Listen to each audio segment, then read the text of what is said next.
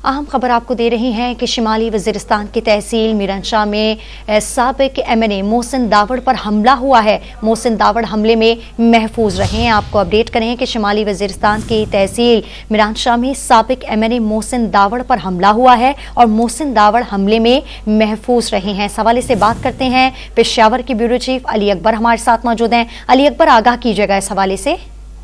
जी, शुमाली वज़ीरिस्तान का इलाका है टप्पी और ये जो है साबिक एमएनए मोहसिन दावड़ का हल्का इंतखाब भी है। वहां पर आज वो इंतखाबी कैंपेन पर जा रहे थे कि नामालूम अफराद ने उनकी गाड़ी पर फायरिंग की है और गाड़ी को गोलियां लगी है। ताहम इस हमले में जो है वो साबिक एमएनए मोहसिन दावड़ जो है महफूज रहे हैं। कल भी वहां पर दहशतगर्दी के वाकयात रिपोर्ट हुए थे और इस वक्त इलाके में जो है वो सर्च ऑपरेशन जारी है।